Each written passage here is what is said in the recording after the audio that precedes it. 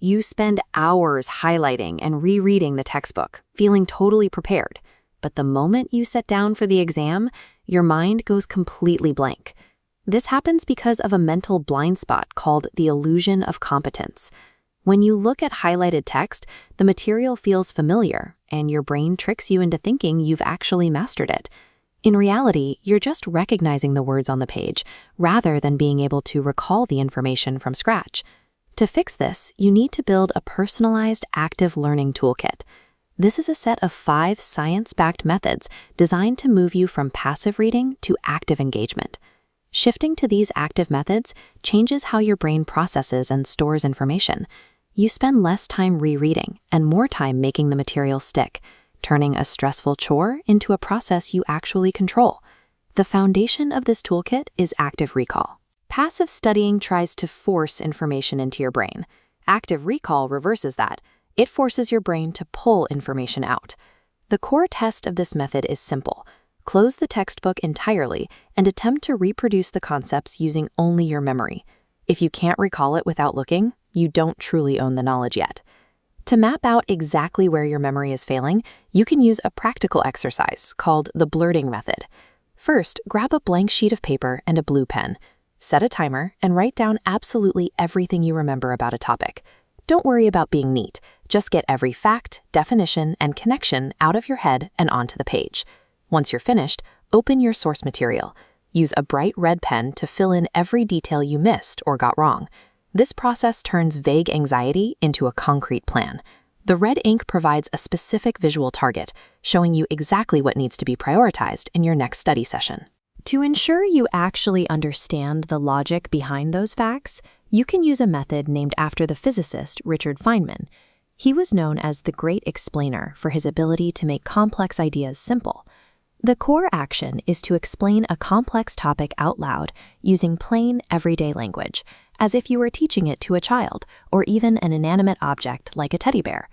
If you find yourself leaning on textbook jargon or struggling to find the right words, it's an immediate red flag that you have a gap in your comprehension. This 4-step cycle provides the structure. You choose a concept, teach it, return to the source material when you get stuck, and then refine your explanation until it's clear and simple. Stripping away technical vocabulary forces you to internalize the actual logic of a concept. It ensures you aren't just memorizing sounds, but truly understanding the material. Even with a deep understanding, cramming everything the night before a test is a mistake. It relies on fragile short-term memory that usually disappears within hours of the exam ending. This diagram shows the forgetting curve, the natural way our memory decays over time.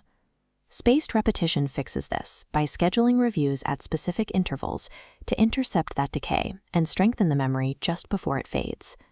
Instead of one 6-hour marathon, you perform a series of quick 10-minute review bursts spread over 2 weeks. Each review point on this calendar corresponds to a moment where you force your brain to retrieve the information again. Aligning your effort with how your memory actually works drastically reduces your total study time and removes the panic of the night before the exam. Most students rely on blocked practice, doing the exact same type of problem 20 times in a row. While it feels productive, it actually puts the brain on a lazy autopilot. The superior alternative is interleaving. This involves shuffling different subjects or variations of a problem into a single study session, so your brain has to constantly adapt. To be clear, this is going to feel messy and much harder than blocked practice. You will likely make more mistakes and work more slowly at first. This mental friction is called a desirable difficulty. It's a positive signal that your brain is working harder to build stronger, more flexible connections between ideas. Look at the difference between these two charts. In the left panel, the blocked practice group believed they learned better, but the right panel shows the actual results. The interleaved group performed significantly higher on the final test.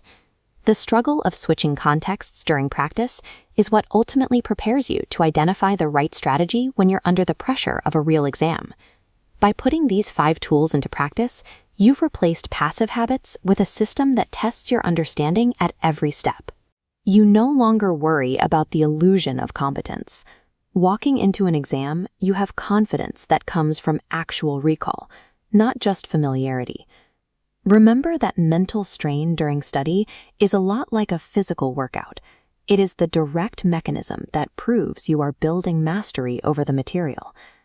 To see how to apply this step-by-step system to your own coursework, visit laurensbreitenbach.com/learn and get started today.